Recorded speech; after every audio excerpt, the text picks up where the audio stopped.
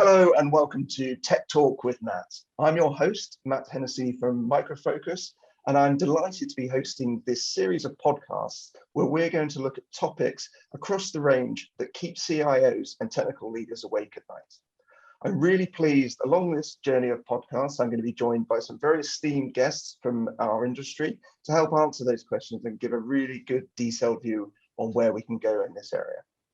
Today, I'm joined by Richard Gamblin and Erik from Microsoft, and they will be delivering a lot of crucial information on how we look at cloud in this space. So welcome, Richard and Erik.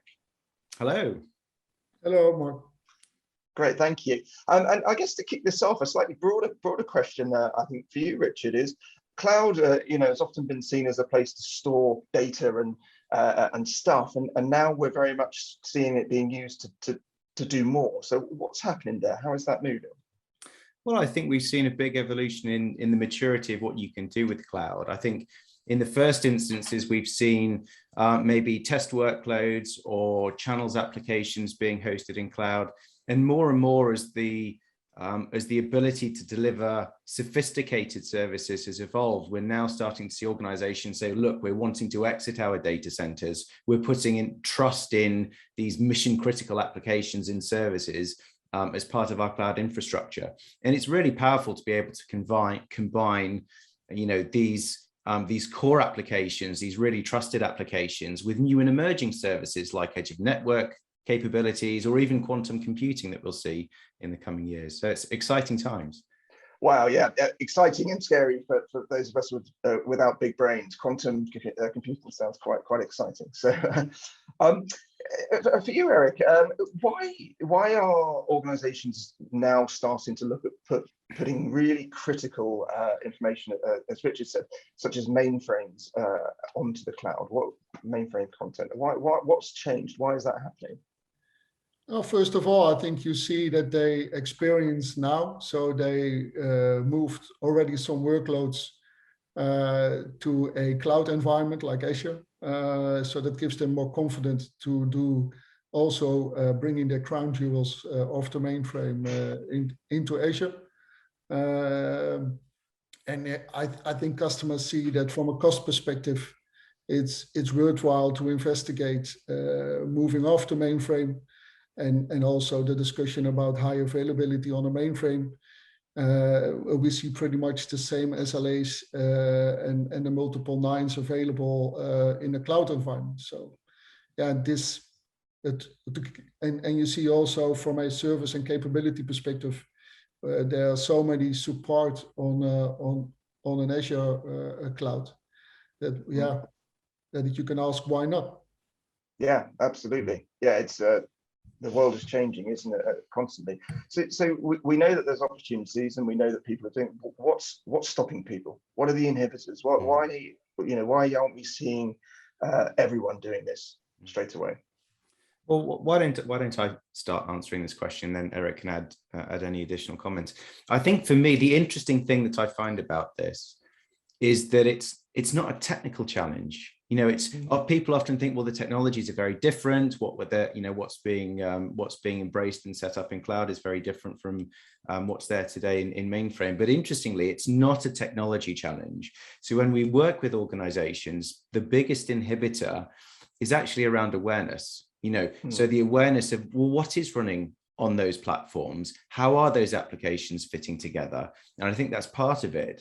And the other dimension to awareness is, well, what are the options? What are the different ways that organizations can transform those core and mission critical applications?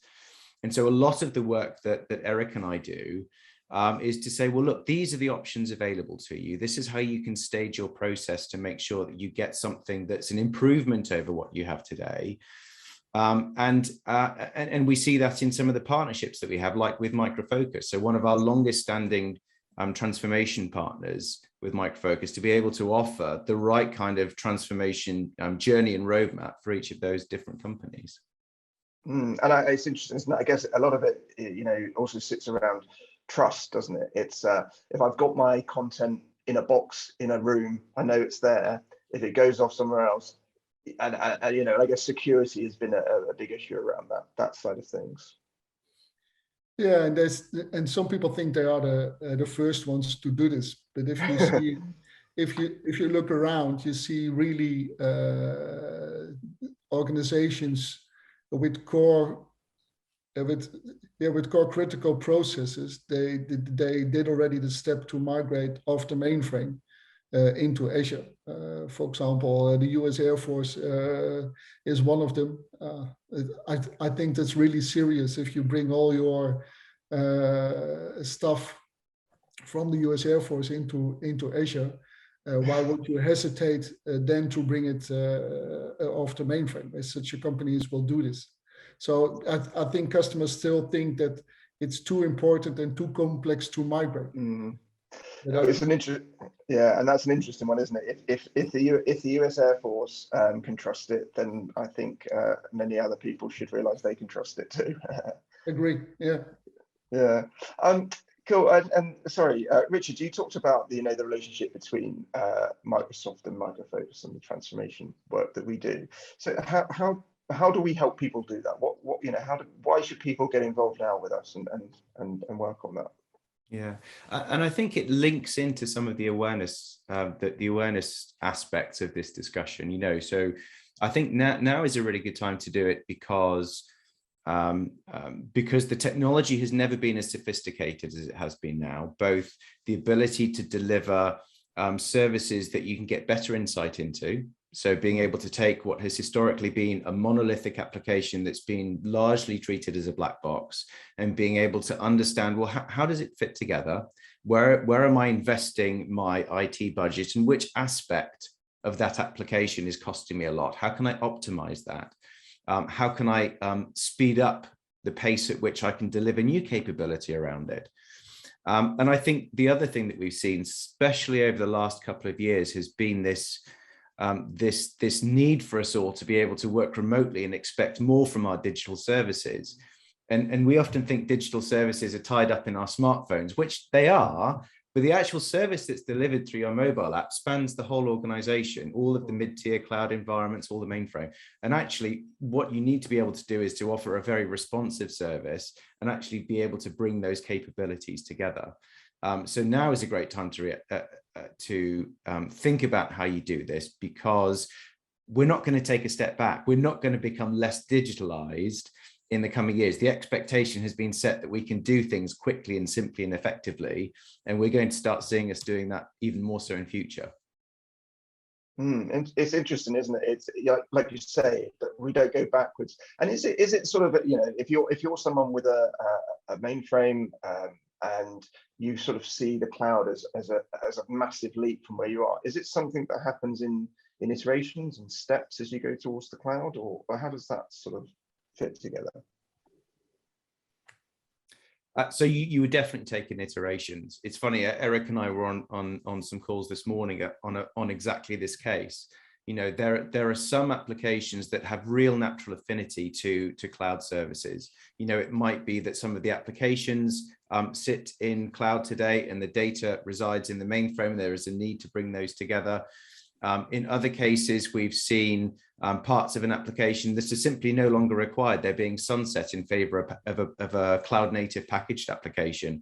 So very rarely do we see an organization take a really big bang approach to doing the migration. Probably the only circumstance where we see that is when those organizations are exiting the data center. And even then, there is a period of time where they're going to have that staging process. Because one of the things that we want to make sure is that an organization never loses their the service that they're delivering to their customers. And Erik, I'm trying to remember what you said about kitchens in restaurants, Erik, last week, but it's very true. What was it? It was if you renew the kitchen, then the restaurant will stay open. So you need to focus on your customers also when you renew your kitchen, your equipment. So I think that's a good one. And the average migration we see it's between 18 months and 24 months. So yeah, then it's not a real big bang. So you do it in a sequential step approach, let's say. Yeah, absolutely. Which gives people the assurance, doesn't it? And particularly if you're people who don't have the awareness or the confidence to do it in that way helps. I mean, I don't want to, we're not going to go into details of costs and charges and stuff, but how when you move from the sort of mainframe position to cloud, I mean, how does that affect the way you pay for things, and how does that sort of side of things fit? If you see the migration in a whole, then in this case, together with Micro Focus, you see that the customer is placing a sort of an emulation in between their application and infrastructure, which gives the opportunity to replace your mainframe into an 80 or x86 environment. And from a total cost of ownership perspective, that's almost a no-brainer you need to do. Okay. And so there, sorry. No, sorry, Erik, carry on. Now, from there, you can also, this is almost a sort of a self-funding project. And afterwards, if you do these steps, you can think in the future on bringing your applications into a cloud-native environment. Yeah, and I guess it's that, again, to the points that Rich and you have made, it's that it gives you that agileness, agility, let's go for that word instead.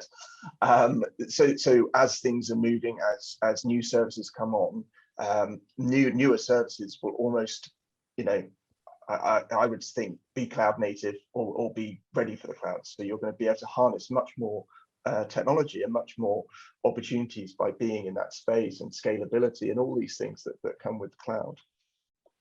Yeah, and I think just on that cost point, sometimes it's about the total cost of ownership, but it's also about the awareness of where the application spend is. I mentioned this a little bit earlier, but it's useful to underline it here, because you're able to shift away from something that has been monolithic. And you actually, if you think about what's on the mainframe, it's multiple applications. It's a massively multi-tenanted environment. So you've got applications that support different parts of an organization.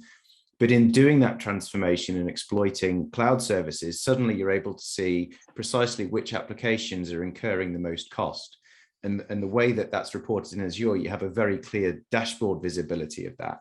And so you can start to very quickly see, well, actually, there's a big piece of IT compute that's actually only satisfying about 5 or 10% of the business. So, you know, how do we manage that effectively? How do we prioritize maybe some of the smaller applications that are really critical to the business? And I think that insight into how that cost spend is made up is very helpful for organizations as they build their services going forward. Of course, yeah, I can see that. It's not just about running it, it's about understanding how it's running and focusing the bits in the right place. I mean, these are intended to be so tech talks with Matt, because I'm Matt and I like things short and sharp. So we're not, you know, I think we've covered cloud in a broader sense really well. So just moving on, I guess a bit more about sort of Microsoft or maybe some of the stuff you're doing with Micro Focus. What's the sort of the next technological release that you're most excited about? Richard? So I think for me, it's this evolution of being able to manage your runtime environment wherever it happens to be. And so last year, Microsoft has done quite a lot of investment in being able to manage your workloads, whether they're in public cloud, our public cloud, other public clouds, but also on-prem as well. So Microsoft Azure provides a technology called Arc, which allows you to build that hybrid infrastructure. And I think that's really interesting, because it's very exciting, because it means that you don't have to wait until your application has moved before you can exploit the benefits of a cloud environment. You can have them today, even if you're not ready or only partially stepped into exploiting cloud services. For me, I think that's really exciting to be able to get that cloud visibility and orchestration, but not actually have to move your applications until you're ready to do so. I think that's a really interesting prospect for companies looking to transform with cloud. Excellent. And Erik, anything more from your side on that?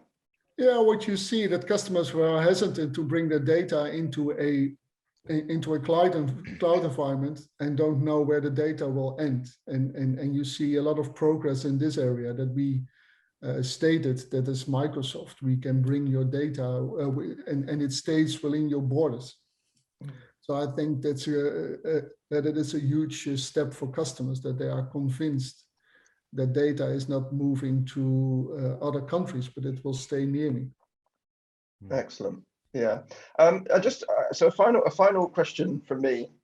So people who've listened to this and they are excited about the cloud because they know it's the new big exciting thing. It's not that new anymore. But what advice, if you were talking to someone who's just not quite ready to make that jump or take those first steps, what's your advice you'd give them to encourage them across? Yeah, I think for me, the big thing is understand what options are available to you. And, you know, I mentioned awareness as being the biggest inhibitor. I think part of the simplest thing to do can sometimes be to do nothing. But the challenge with that is that the problem of doing nothing today is easier than the problem of doing nothing in, you know, 6 months or a year's time. And there is a lot of information out there. So, you know, understand the options available to you, whatever they may be. I think for organizations that I work with, you know, however they choose to transform their applications, they need to undergo that transformation step at some point. And you know, we are always happy to have that conversation, because, you know, I feel like the thing that I bring is to say, look, these are the options available to you. You know, it's your decision, but I will provide you as much information as I can. And so I think from that perspective, it's, you know, understand the options available to you with your, you know, with your core applications, how you can transform them, how you can transform them in situ, how you can exploit different cloud patterns. But it's about raising that awareness. Excellent. Erik? Yeah, and also I think seeing it is believing it. So the relationship Microsoft and Micro Focus has, it's a long multi-year relationship. So this is not the first time we do this together. So if you have some ideas or doubts, come to us, Microsoft or Micro Focus, and we can bring you in contact with customers who did it before, and they can tell you their story, and perhaps that gives some confidence to go into the next step. Brilliant. Wow, a lot of information packed into a short amount of time. This has been fantastic, guys, Richard and Erik. Thank you very, very much. We won't go on because I feel we could speak for weeks on this and still have more to say. But thank you ever so much for your time. This is, you know, we have a great relationship as we know between Micro Focus and Microsoft, and really appreciate your insight and expertise today. And thank you to all of those who've watched this. As I said, I'm Matt. You've watched Talk with Matt, and please look out for the other issues and topics that we've discussed, and please let us know if you want more. Thank you very much. I really would encourage you to not miss an episode. These are great podcasts on their own, but as a complete group, they will give you a hugely important insight into the areas you should be thinking about and considering as you evolve and modernize your technology. Thank you very much for tuning in to today's podcast. As I said, this is part of our series of podcasts aimed at giving you the information and the knowledge to sleep well at night. These episodes work well on their own, but I would absolutely encourage you to tune into the full suite to get full picture of what's going on right now and what you need to be aware of.